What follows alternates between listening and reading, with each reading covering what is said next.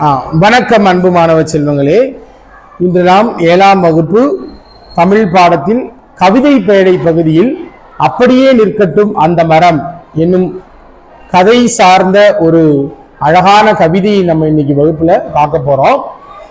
அதுக்கு முன்னால நம்ம ஒரு கதை ஒன்று நாம தெரிஞ்சுக்கலாம். ஒரு மரம் பற்றிய ஒரு கதையை ஒரு மரமும் கிளியும் எப்படி நண்பர்களா இருந்துச்சு, அதுக்கும் அந்த மரத்துக்கும் என்ன தொடர்பு அப்படிங்கிற ஒரு செய்தியை நம்ம பார்த்துட்டு நம்ம கவிதை பகுதிக்கு போகலாம். சரியா? சரி, போலாமா? இப்ப இதை நம்ம என்ன பண்ண போறோம் அப்படின்னா, நிழல் பாவை கூத்துல இந்த கதையை நம்ம பார்க்க போறோம். சரிங்களா? பார்க்கலாமா?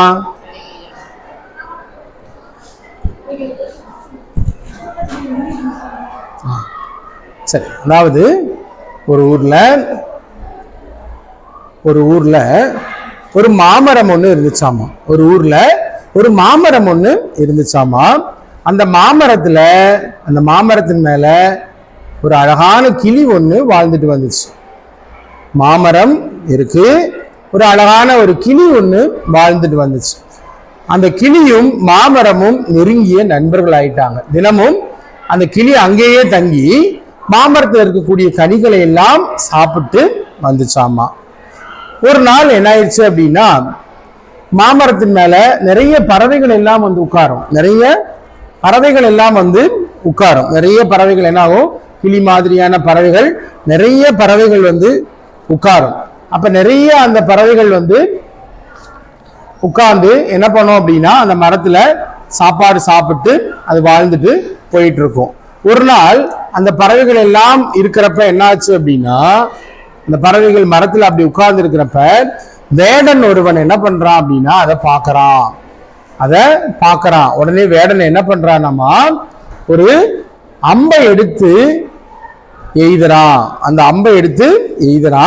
அந்த அம்புல கொஞ்சம் விஷம் இருக்கு. பறவை மயங்கி விழுகணும் அப்படிங்கிறதுக்காக வச்சிருக்கான். உடனே அந்த அம்பு பட்டு என்ன ஆகுது அப்படின்னா, அந்த பறவை என்ன ஆகுது அப்படின்னா தப்பிச்சு போயிருது. அவன் விட்ட அந்த அம்பு என்ன ஆகுது அப்படின்னா மரத்தின் மேல பட்டுருது. அந்த மரத்தின் மேல பட்டோன்னே அந்த மரம் என்ன ஆகுது அப்படின்னா கொஞ்சம் கொஞ்சமா மரம் பட்டு போயிருச்சு. அந்த பக்கமா ஒரு முனிவர் வரார். அப்ப அந்த மரம் கொஞ்சம் கொஞ்சமா பட்டுட்டு இருக்குது. அப்ப அந்த முனிவர் என்ன சொல்றாரு அப்படின்னா, இந்த மரம் ஏன் இப்படி பட்டு கிடக்குது, மரம் ஏன் பட்டு கிடக்குது? கிளி அதை அழகா என்ன பண்ணுச்சு அப்படின்னா, அந்த கிளி அந்த பட்டு போன மரத்து மேலேயே அப்படியே உட்கார்ந்து புலம்பிக்கிட்டே இருந்துச்சாமா. இதை என்ன பண்றாரு அப்படின்னா, நம்ம முனிவர் பார்க்கிறார். முனிவர் இது ஏற்கனவே தினமும் பார்க்கிறாரு. இது ஏன் இப்படி ஆகி போச்சு அப்படின்னு பார்த்துட்டு அந்த முனிவர் என்ன சொல்றாராமா, பட்டு போன மரத்துல போய் நீ உட்கார்ந்து இருக்கிறியே, இதுல என்ன கிடைக்கும் அப்படின்னு கிளிகிட்ட கேட்கிறாராமா. அப்ப அந்த கிளி சொல்லிச்சாமா, அதாவது என் நண்பன் நல்லா இருக்கப்ப நான் பக்கத்துல இருந்தேன், அவன் எனக்கு இடம் கொடுத்தான், சாப்பிட்ற கனி கொடுத்தான். அப்ப எல்லாம் நான் அவன் கூட நல்ல நண்பனா இருந்துட்டு, அவனுக்கு ஒரு கேடு வர்றப்ப நான் அவனை விட்டு போட்டு போறது நல்லா இல்ல, நானும் சேர்ந்து அவனோட என்ன பண்றேன் அப்படின்னா அழிஞ்சு போறேன் அப்படின்னு சொல்லிச்சாமா. அந்த முனிவர் என்ன பண்ணார் அப்படின்னா யோசனை பண்ணாராமா, இது என்ன எவ்வளோ ஒரு அருமையான நட்பு இல்ல. சாதாரண ஒரு மரம், அந்த மரத்தின் மேல கூட நட்பு வச்சுக்கிட்டு அந்த கிளி என்ன பண்ணுச்சு அப்படின்னா, அது பட்டு போனாலும் அங்கேயே வாழ்ந்து தானும் சாவதா சொல்லியிருக்கு அப்படின்னு சொல்லி அவர் என்ன பண்றாரு அப்படின்னா, ரொம்ப நெகிழ்ந்து போய் அவர் மரத்திற்கு ஒரு வரம் கொடுக்கிறார். பட்ட மரம் என்ன ஆகும் அப்படின்னா தளிர்ந்து வரட்டும், பட்டமரம் தளிர்ந்து வரட்டும் அப்படின்னு சொல்லி ஒரு வரம் ஒன்ன கொடுக்கிறாரு. அந்த மரம் என்ன ஆகுது அப்படின்னா மறுபடியும் புதிய மரமாய் உயருது. மறுபடியும் அது புதிய மரமாய் உயர்ந்துருது. மறுபடியும் அந்த கிளி பார்த்து ரொம்ப மகிழ்ச்சி அடையுது. இந்த மாதிரி ஒரு நாவல் மரத்தினுடைய பகுதியில் இருக்கக்கூடிய ஒரு கதை பகுதி போல, ஒரு மரத்தை பார்ப்பவர்கள் சொல்வதை போல ஒரு பகுதியை வடிவமைச்சு நமக்கு கொடுத்திருக்கிறாங்க. அதாவது அப்படியே நிற்கட்டும் அந்த மரம் அப்படிங்கிற கவிதையில கவிஞர் ராஜமார்த்தாண்டன் அப்படிங்கிறவரு என்ன சொல்றாரு அப்படிங்கிறது தான் இந்த பாடப்பகுதி. ஒரு நாவல் மரம் இருக்கு. அந்த நாவல் மரம் என்ன பண்ணுது அப்படின்னா நாவல் பழங்களை உதிர்க்குது. அதை வந்து பறவைகளும் அங்க விளையாடக்கூடிய குழந்தைகளும் அதையெல்லாம் எடுத்துட்டு போறாங்க அப்படிங்கிறத பத்தி தான் இந்த கவிதை பேடை பகுதியில நம்ம பார்க்க போறோம். சரியா மாணவ செல்வங்களே, இந்த கதை புரிஞ்சுதான்? மறுபடியும் அந்த நினைவூட்டல் கதைக்காக மறுபடியும் அந்த நான் திருப்பி சொல்றேன். ஒரு மாமரம் இருந்துச்சாமா, அதுல வந்து கிளி நல்ல ஒரு நண்பனா இருந்தானாமா. அப்ப கனிகளையும் அது இடத்தையும் பயன்படுத்திக்கிட்டான். ஒரு வேடன் ஒருவன் என்ன பண்ணான் அப்படின்னா அம்பு செலுத்தினான். வேடன் ஒருவன் வந்து அம்பு செலுத்துறான். உடனே பட்டு போயிருது. அந்த பட்டு போனதையும் வந்து பார்த்துட்டு அங்கேதான் வாழணும்னு சொல்லி அது என்ன பண்ணுச்சு இருந்துச்சாமா கிளி.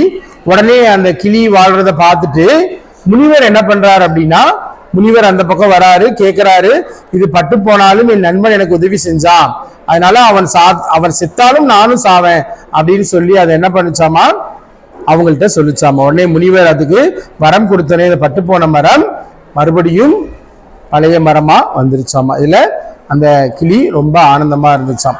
அந்த மாதிரி ராஜமார்த்தாண்டன் கவிதையில இந்த மரம் என்னாச்சு அப்படின்னா புயல் காத்துல என்னாச்சு அப்படின்னா அது வந்து இந்த மரம் அப்படியே என்னாச்சு அப்படின்னா வேரோட சாஞ்சு போயிருச்சு. எங்களுடைய முன்னோர்கள் எல்லாம் இந்த மரத்தை பார்த்திருக்கிறாங்க. தாத்தாவோட தாத்தாவெல்லாம் நட்டு வச்சு வளர்த்த அந்த மரம் என்ன ஆயிடுச்சு அப்படின்னா இன்னைக்கு விழுந்துருச்சு. சிறுவர்கள் அழகான அந்த நாவல் பழங்களை கோழிக்குண்டு மாதிரி இருக்கிற நாவல் பழத்தை பொறுக்குவதற்காக சிறுவருடைய கூட்டங்கள் எல்லாம் அங்க அலமோதும். அங்க வவ்வால்கள் எல்லாம் இரவு நேரத்துல அதெல்லாம் என்ன பண்ணும் அப்படின்னா வவ்வால் எல்லாம் படையெடுக்கும். பறவைகள் எல்லாம் வந்து என்ன பண்ணும் அப்படின்னா அதுல உட்கார்ந்து நாவல் பழங்களை சாப்பிடும். சிறுவர்கள் எல்லாம் என்ன பண்ணுவாங்க, சிறுவர்கள் பெரியவர்கள் இவங்க எல்லாம் என்ன பண்ணுவாங்க அப்படின்னா அந்த பழத்தை எல்லாம் பொறுக்கி அவங்க சாப்பிடுவாங்க. அப்படிப்பட்ட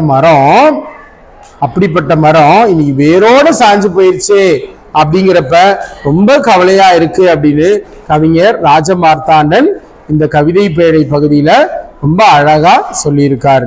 மாணவ செல்வங்களே, மரங்கள் நமக்கு மிகுந்த பயனை கொடுக்கக்கூடியது. அந்த மரம் சாஞ்சு இறந்து போனதை கூட அதை பல தலைமுறையா பார்த்துட்டு இருந்தவர்னால அதை என்ன பண்ண முடியல அப்படின்னா அதை ஏத்துக்க முடியல. அதனால அவர் அதை போய் பார்க்காம என் மனசுலையாவது அந்த மரம் எப்பயுமே இருக்கட்டும் அப்படின்னு அவரு சொல்றாராமா. நன்றி மாணவ செல்வங்களே. நம்ம மறுபடியும் அடுத்த ஒரு நிழல்பாவை கூத்து வகுப்புல நம்ம அடுத்தது சந்திப்போம். நன்றி, வணக்கம்.